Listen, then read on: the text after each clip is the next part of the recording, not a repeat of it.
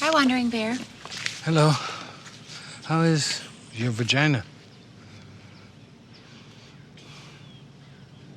It's getting better. Good.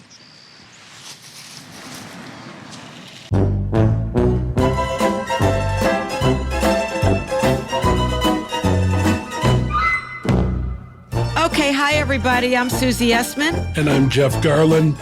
And this is the history of Curb Your Enthusiasm. And this is season 4, episode 8, Wandering Bear, one of our favorites. As a matter of fact, up until this point, and for a few years afterwards, and maybe this might be my favorite episode of all time. Well, you know what's so great about this episode? And I was watching it this morning. It's so simple. Well, that's the point. It's simple and it's self-contained. It's totally self-contained. There are no season stories in here. Mel's not in it. Schwimmer's not in it. No producers. Nothing. Yeah. And so But it's a very simple, the way that it's set up. But yeah, I should go back and look at the outline. I'm curious to do that because it's beautifully laid out, this episode. But by the way, if I may, the outline and the episode are closer than usual. It's almost is that like, true? yeah. Did you look at it? Yeah, it's more. It's a solid blueprint of how you're going to make the building. It's not here's the story. It's like really all there. Yeah, the only thing that a few people did was make up some dialogue, and there's a racist moment in the episode, which I did not like twice. We'll get to it. Yeah, okay. And I have an interesting point about that racist moment. So we'll get to it. So we start out with Larry watching Girls Gone Wild on TV. And he's having trouble with his glasses. He keeps changing his glasses. There's an issue with his glasses. And the phone rings, and it's Jeff, Channel 57. Watch you two are just ridiculous in this. No, this one we're about as ridiculous as we've ever been. Yes. Yeah. College Girls Gone Wild. And you talk about buying it, but you can't send it to the house because Susie would kill you and Cheryl would kill him. Send it to the office. Yep. Buy the videotape. And it's a videotape. It's not a CD. It's a VHS. No, there are no DVDs at this point, to my knowledge. And actually, just coming up is another thing that happens that dates the episode. And then Cheryl enters, and Larry immediately changes it to some hippos, on the savannah. Yeah. And Cheryl says, "Have you seen my Palm Pilot?" Another totally dating thing. When we're watching Girls Gone Wild, and I am talking to him about it, and I say, they're college girls, and they've gone wild. Which I think is a really funny line. And at the time, I do remember they were advertising those videos constantly on TV. No. Late night, every channel. It'd be during Letterman, didn't matter. Right. And that was, by the way, that dates it too, because that was a big thing. Now with the advent of porn on the porn on the internet, or even titillating things are a dime a dozen. Right. So Girls Gone Wild, it's not really what it was then. Nor is the Palm Pilot. I remember having I know the Palm Pilot. We all had a Palm Pilot. Yes, but I also want to say that's my theory on shows like Sex and the City, whereas I think there's great interest for a lot of women, especially at that time, who didn't watch porn. And that show was very risque, especially towards a female watching. And so I feel it was less than softcore. No, way less. But I'm saying it was a justification it was part of the appeal. To me, I was talking about that stuff on stage, so it meant nothing to me. Right. And I always felt like those girls got laid so much more. I was a single girl in the city. Those girls got laid so much more than any single woman ever did in the city. That was like gay men. Oh, yeah. By the way, gay men have it. They just do it. When you think about it sexually, it has no bearing on their relationship. They go to a bathhouse. They could be in a long-term relationship and fuck whoever they want. And it's all okay. And also, boy, their world is just filled with positivity. I think the only negativity is men who are paying to come out. Because once you come out, that's a huge problem. But the other negativity is people who want to discriminate. Oh, no. Yeah. We're Jews. You know what I mean? Sure. But I'm just saying that outside of closeted gays, that lifestyle, it makes me, boy, if I wasn't a heterosexual, being heterosexual, I want the gay lifestyle. You know what, honey? You are what you are. You can't help it. No, but what a fun time they have. Yeah. It's really, and their relation, all of it. God bless. It's not just the having sex with whatever you want. Every aspect of it. It's musical theater. Yes, and look what they enjoy. Oh, fuck. Gay men. Fantastic. So, Cheryl says to Larry, what are you doing about the poison oak? There's poison oak in their backyard. And Larry says, Jeff has an Indian guy named Wandering Bear who's apparently he's immune to it. And he handles the poison oak, right. Wandering Bear. And he says, I'll speak to him. And then Cheryl says to him, really kind of out of nowhere, she says to him, have you noticed that we have not had sex in a very long time? Cheryl, I'm watching this thing about hippos. This is the longest we've gone since we've been married. Well, I had the dog bite. I know. That was a while ago. It's better, isn't it? Yeah, but you went off the pill. What are we supposed to do? So we use condoms or something. Do you realize that we haven't had sex in a really long time? And she's like, what are you doing? He's like, I'm watching this thing about hippos and I still can't have sex because of the dog bite and you went off the pill. And she says, well, why don't you use a condom? Because she went off the pill, apparently. Right. We don't know why exactly. And he's embarrassed. He's embarrassed to go buy a condom. And then she suggests to him, why don't you get a vasectomy? Wait, which I think is a beautiful solution. Yep, it is. But here's the thing. Just him saying to her, when she asks what you're watching, and he says, watching this thing about hippos. Hippos. Just talk about, wow, that's awesome. All right, go ahead. So he's embarrassed to get a condom. He won't have a vasectomy. And she leaves the room and he goes back to Girls Gone Wild and he makes a phone call because they always put up an 800 number for you to order the video. And he's using a very, very, very false voice, like disguising like anybody knows his voice anyway. Yes, I was thinking about ordering the videotape, about the college girls and the wildness. They're going wild or something? Somebody told me about going wild. But hold on. It's not even in disguise. Buy the college Girls Gone Wild. What he says, I've heard that there are girls in it. And there's some wildness. Then we get to Larry's office, and Antoinette, his assistant, is crying because Marvin broke up with her. And she can't say why. It's too personal, but things were going so well. And Larry is so clearly not interested. He picks up a Mento from her desk, and it starts talking about the Mento and that it has the essence of orange. And then he tells her all the things he needs her to do. This is half of real Larry. In other words, if he's uncomfortable, he doesn't want to hear more than a sentence at the most.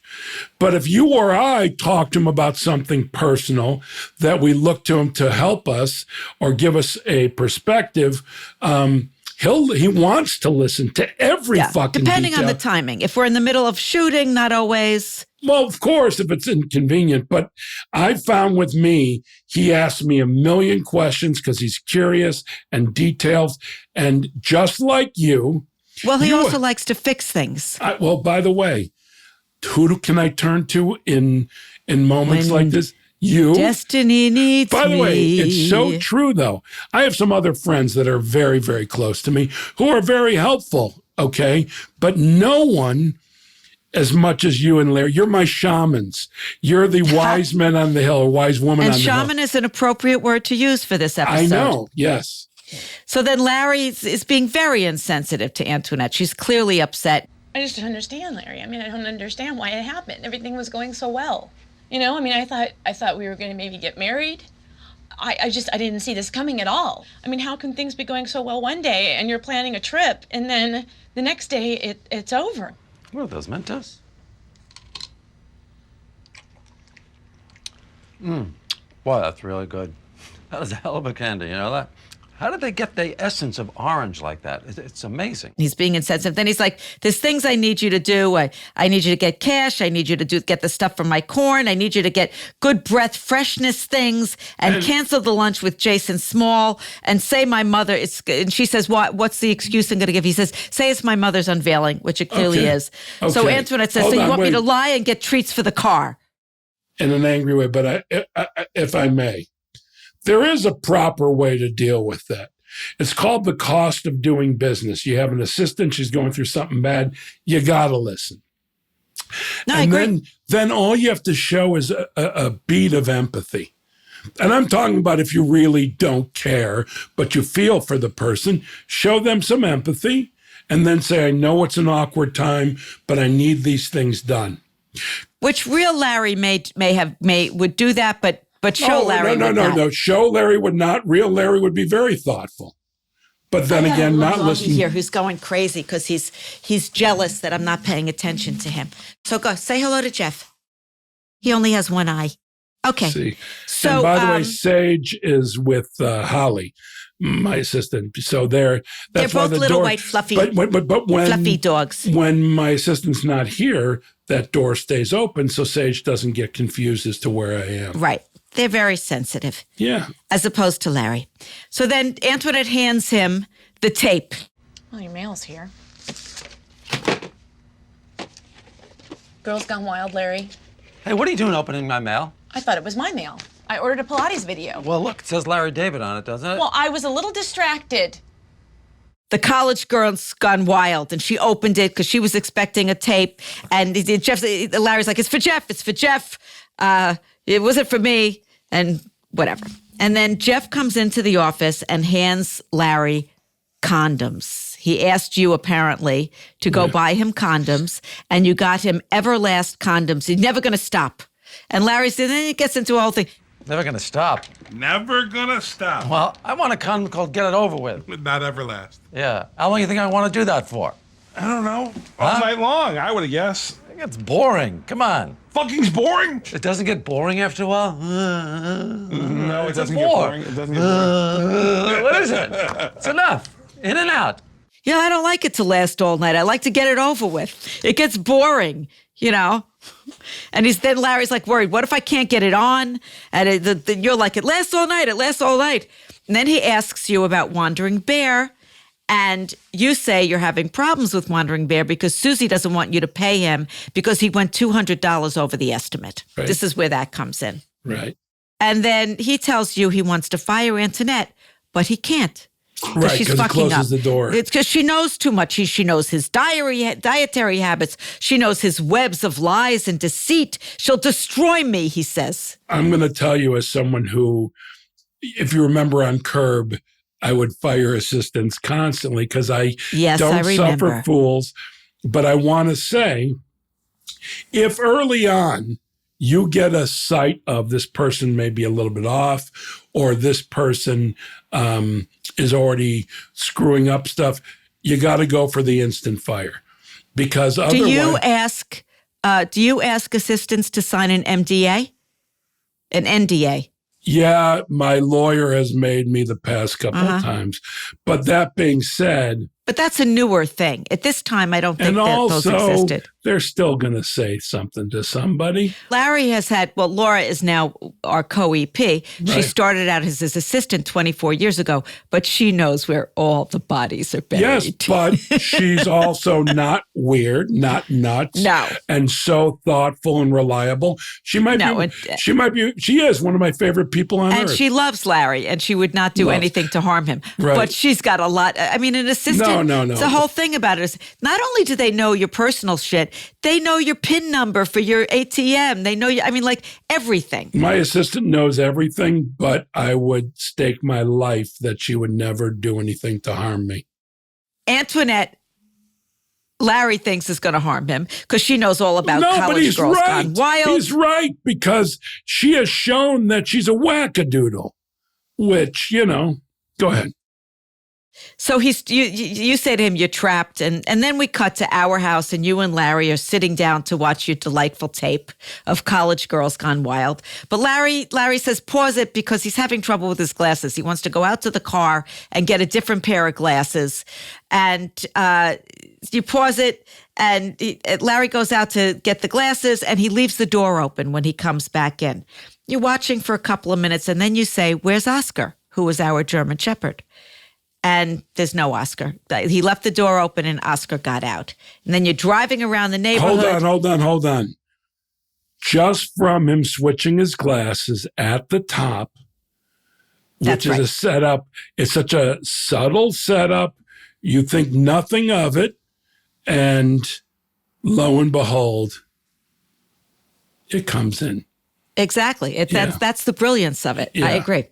So you guys are driving around looking for Oscar. A Prius driver drives by and doesn't do a high sign to Larry. And at this time, this is the first Prius. It's the first hybrid, really dinky one. It's the first hybrid car, first Prius. And he's upset about that because he feels like Prius drivers are special breeds of people and they should acknowledge each other. And Larry says, I'm going to go after the guy. You know what?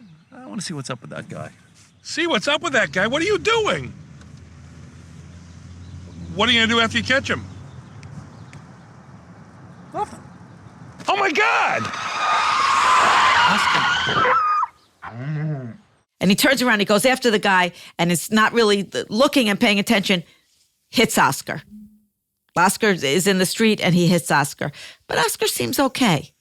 He gets up. He seems, what a beautiful dog that dog was. I know. But also in this situation, like if it was my dog, there's no doubt that they would be at the vet just to make sure. Yeah, of course. It's always a big goal, safe, Popeye? not sorry with a child, a dog, anyone.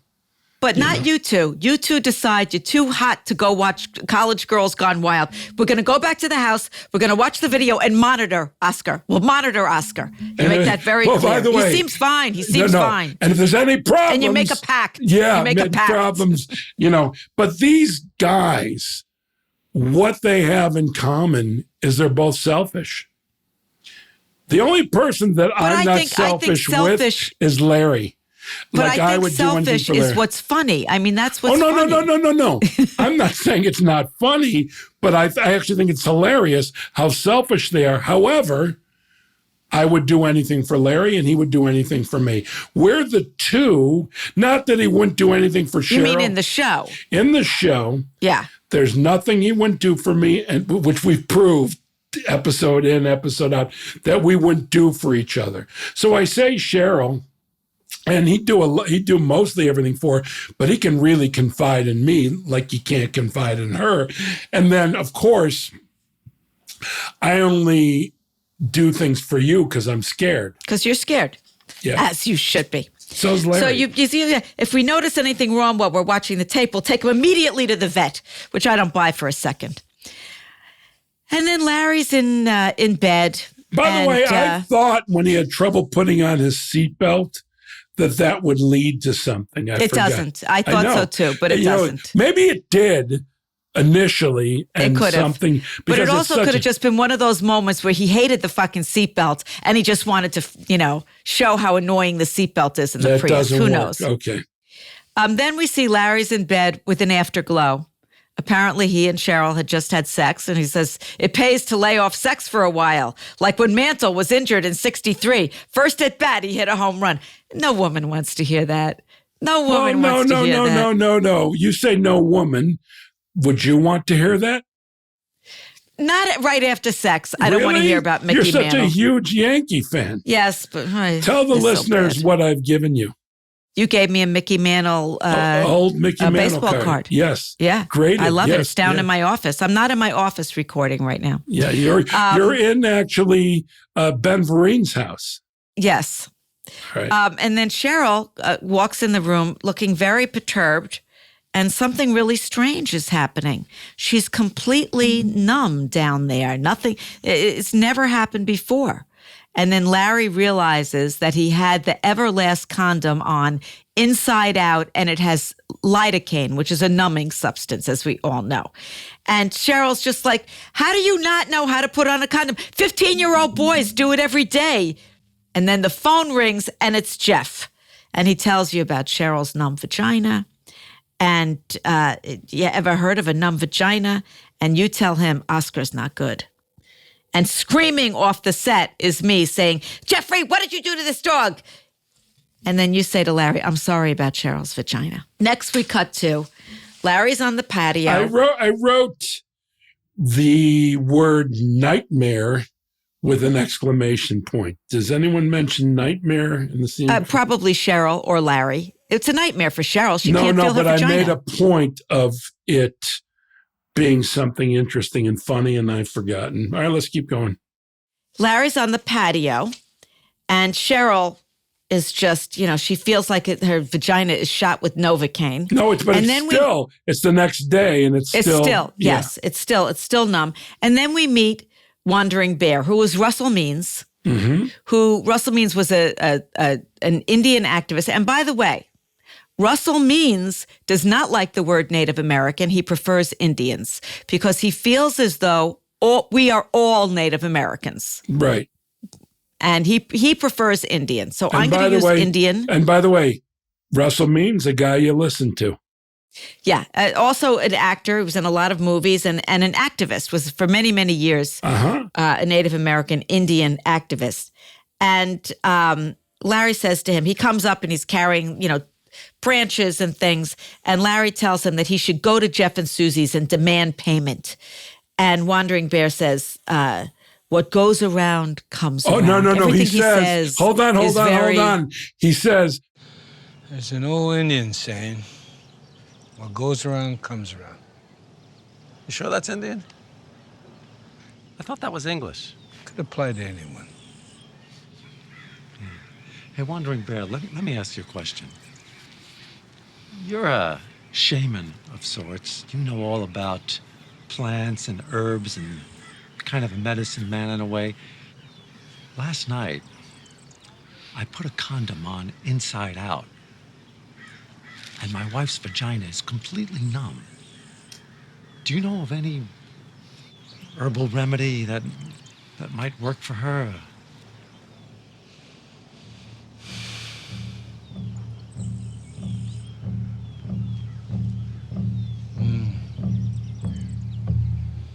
Give me a pencil and paper. Well, I have a pen.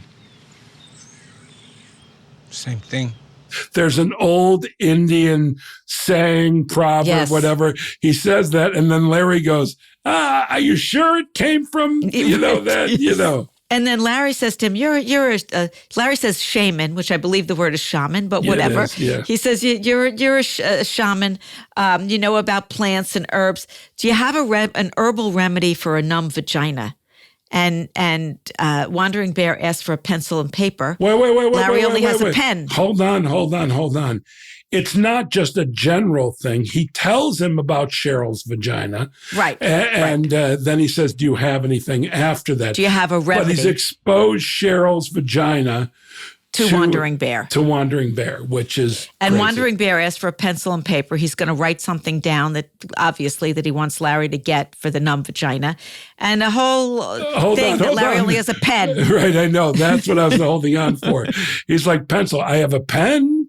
He goes, same thing, And then they go through that, and then Wandering Bear, Larry takes out his little notebook that we're quite familiar with, that little brown notebook, and Wandering Bear writes something. And Larry then shows the book to Cheryl and tells her this is what she needs to get. Take a step back. This is the first, what I consider a racist moment. Which is what? While Russell Means is writing it down, we hear the drums of an Indian tribe playing in the background. And it's like completely unnecessary. And I think rather racist and contrived. What's the word? Stereotype. And do you think that we would do that in an episode today? No fucking way. Yeah. No Times are fucking way. different. And we don't Well, have wait. Palm Pilots. So And there by you the go. way, that's what's good about our times now. If you want to pick out good parts, is we're more sensitive to other people's whatever they are, whatever their Yeah, as we history. should be. No, of course. Yeah. Is there, Jeff, let me ask you about this. Is there a separate music editor? Generally, the editors put the temp music in, and then or music we could use because they generally use the themes from our show. Right. And then We have a library of those. we have a library, but also we do have someone who does music, and they would fit in something there. So there were so many processes that could have happened where this got lost in it. And also back then, who was going to think something of quiet? It's quiet Indian drums. It's not overbearing, but still. We're talking about 2004-ish. Around it. So, yeah. All right. So Larry then goes to the office, and Antoinette forgot to cancel his lunch with Jason Small. Antoinette is fucking up left and right. So he says to her, go to Mel Brooks's house, pick me up some music, and then go to my business manager and get me a package. And then she says to him, asking his advice, I keep on getting a lot of hangups. Do you think it's Marvin? And the phone is ringing as she asks his advice, and Larry has no interest in engaging her. No. Here's where he does the appropriate thing. Very, very little. It doesn't matter. It means the world to a person. It means they're being heard. And he goes, no, don't you call back. It's him, but don't call him back. You should not be the one. And he says it with enthusiasm. Now, he could give a flying fuck, and we know that as viewers, but that's what you need to do in situations. It's called the cost of doing business. And Sari hates that I say that so much, but that's what it is. You tip the valet, you tip the maid. He's got to fake it. He's got to. She works for him. He has to see her every day. He has to bullshit it. She's like a wife. Well, I don't think that you bullshit your wife or your girlfriend. So, we're back at our house. Look at me being a proper gentleman. And Larry tells you that Wandering Bear cured Cheryl's vagina. And you tell him Oscar is not good. And he's like, did you say anything? He gets all paranoid. And then he gives the condoms back to you. And by the way, this is my Meisner technique when I act. He tells me that it cured her vagina. And I say, how about that? Wandering Bear cures vaginas. And it's just repeating what people ask me all the time. Why do I repeat with Larry? And it's not a matter of me choosing to repeat. It's showing a level of support for what he's saying so he can do something else in the scene, or we just move on to whatever's next. But it's at worst really helps what's going on. It really does in one way or another. But people go, whenever people do an impression of me on the show, it's the repeating part. Oh, yeah? Yeah, always. Larry says something. Oh, how about that? You tell him that your 5-wood is coming at 4:30 and you're going to go pick it up. And then you see me at the window with Oscar with my spaghetti Western music coming on. Right. I'm very Fabissina in this episode. And by the way, during this episode, we use other music which might be connected to the song. It's basically a knockoff of The Good, the Bad, and the Ugly, Sergio Leone's music. The Sergio Leone music, yeah. Not his music. It's Ennio Morricone is the... Yeah, Morricone does not. Yeah. Yes, by the way, they're two of the best ever, so... Yeah. I come in and Oscar's voice box is damaged. Look at me, I'm Brian Keith. Yeah, you're Brian Keith. Oscar's voice box is damaged as though somebody was trying to strangle him, to choke him. Who might that be, Larry? I think Larry, the dog bit your penis and you're trying to kill him, And then you guys are just like, maybe he got hit by a car. I'm like, well, how would he get hit by a car? How would he get out of the house? We go through this whole thing. I love these scenes. And I'm going to get to the bottom of this. And you two are just shivering in your timbers. Cut to back at Larry and Cheryl's house, and Cheryl's outside and Wandering Bear is out there, and Wandering Bear says to Cheryl, how's your vagina? Now, Cheryl has told me that people have come up to her in the street and asked her that question. So she asked her how her vagina is, and she says getting better, but she's pissed about it. And then Larry pulls up, and Cheryl tells him, Wandering Bear asked me how my vagina is. And Larry says, did you thank him? And Cheryl's not happy about this. And then he approaches Wandering Bear and says, it might not be a good idea to ask my wife how her vagina is, you know. And Wandering Bear says if she went to a white man doctor, he not only would ask, he would look. He's got a point, Wandering Bear. He would look at her vagina. And then Antoinette pulls up, gives him his papers. She forgot the music from Mel. She forgot. And just like she forgot to call Jason Small, and she and Larry get into an altercation, and she quits. Fine, I'm sorry. I'm terrible. I'm a bad assistant. You know, I don't need this. Do your own errands, run your own life. I'm done. What? I quit. No, what are you talking I quit, about? Larry. What? I quit. I don't need this you anymore. quit? No, you can't quit. You can tell Jason Small, or maybe I will, about your mom's fake unveiling. What? How about that? Okay, Isn't come that on, nice? that's not necessary. And I'm sure Cheryl would love to hear about college girls gone wild. What? Yeah, Cheryl was right. College girls gone wild, Cheryl. It's hot. You know what? Okay. Everybody's gonna know every lie, every deceit, every half-truth you have ever told, mister. What? 8 years of service. Come on. All right, I'm sorry. I'm sorry. I'm sorry. I apologize. But you can't quit. Come on. I'm sorry. I'm sorry. Hold on, though. All he does is point out to her 2 mistakes that she made. Not very nicely, though, Jeff. See, I think opposite. I think he's frustrated, and I think it is. He is nice. frustrated. He is frustrated, Well. but it's pretty aggressive how he points it out to her. He's pissed at her.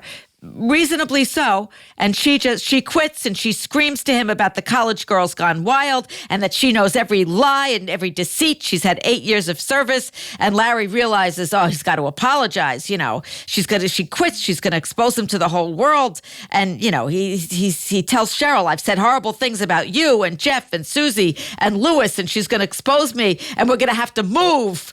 And you know, he's like, I got to go talk to her boyfriend. He figures he's got to go talk to her boyfriend. Before he does it, that Cheryl stops Larry as he's listing all the names, and her name was in the middle of all the names.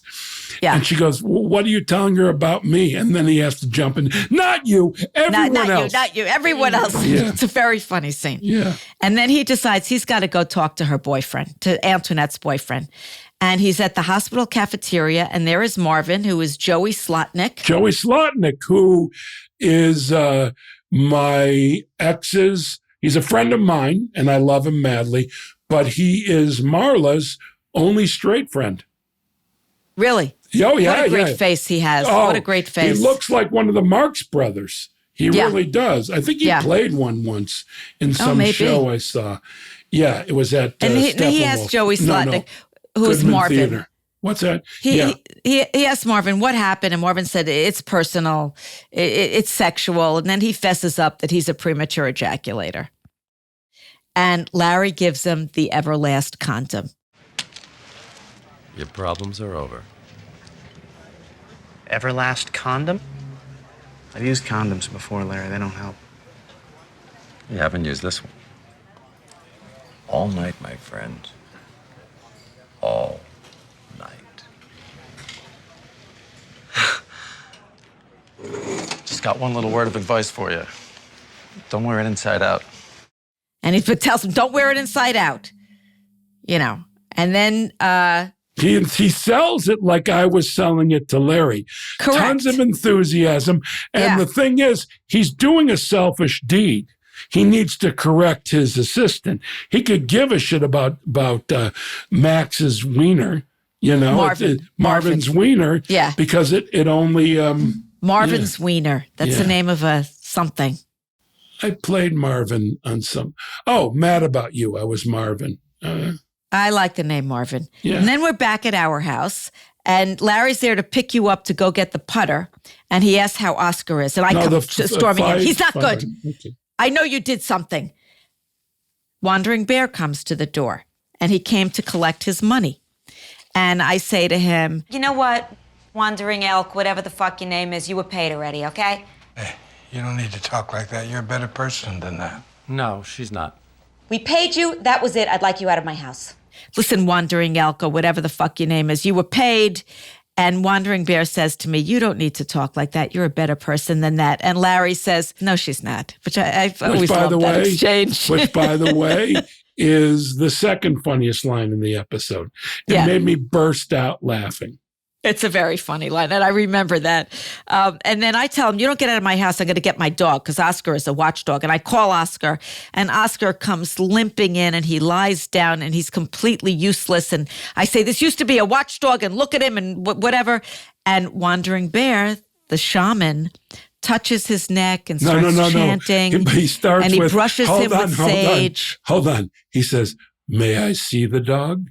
Yes. You know, and then it's May a I gentle see the moment. dog? And then he goes down and the fucking drums are playing again as he's doing all the stuff to him. He brushes him with a sage thing and he touches his neck and he chants, and all of a sudden Oscar barks and he grits his teeth. He's got lots of energy.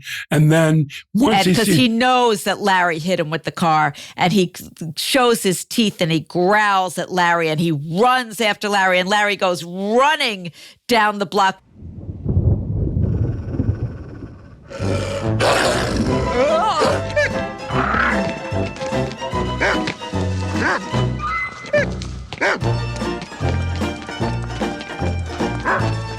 Hey, the Prius! Which, if I recall, he pulled his hamstring on that take. Yeah, I believe that was when he pulled his hamstring. He did pull a hamstring. And he waves at a Prius. A Prius is driving as by. He's going, and the he idea, waves at a Prius. As he's running, being chased by a rabid dog. Is that you'd say ravenous rabbit? Okay, anyhow, rabid. And he takes the time to wave. And it felt so natural and so funny. And that was a delightful button. Yeah. It was. And the whole episode, as we said in the beginning, it was a very simple, not a complex storyline. But again, dominoes, weaving, everything has a reason from, there's a couple things that didn't have reasons, but they were okay. But everything seems to come back, and it was just like a perfect little gem. At that time, I remember saying to Gavin Pallone, who was still our producer at that time, but he was the guy who helped put together the show, producer, and helped with the money. Anyhow, point being is, Gavin was still, and I said to Gavin, I ran into him or something, I go, that might be my favorite episode. And he goes, me too. Oh, me too. Yeah. So it was like, okay, well, I'm seeing something here. And it was my favorite. I think it still is, but it was for a number of years afterwards. And when people would say to me, what's your favorite episode? And they expected 20 other answers. And I go, Wandering Bear. And you know what they would say? Which episode is that? I go, really? The one with Cheryl's vagina. Oh, yeah, the Indian dude. But people were never expecting me to say Wandering Bear. Russell Means, by the way, died in 2012. And I think he was terrific in this episode. Yeah, he just played it perfectly. No, perfectly. He was perfect. And by the way, I don't remember, but there was a lot of struggle getting him to either do the show or him being available. I don't remember what it was, but I remember it wasn't set in stone at the beginning because we'd have him, we wouldn't have him. I don't remember if he had objections or he was going to be in Paris, but nonetheless. Well, luckily Popeye's barking. He wants supper. Luckily, we did have him. He's mad at me. What's that? No. I am going to go feed the dog, and I will see you next week. Where we will do to kiss my episode dog. 9. We're almost done with the season. 9 and 10, yeah. Good boy. All right. Love you, Jeff. I love you too, Susie. Thank you Talk to you soon. Thank everyone. I'm not telling you to do this. I want to thank everyone for listening. That means the world to me. See you next week. Oh, no, you didn't say it.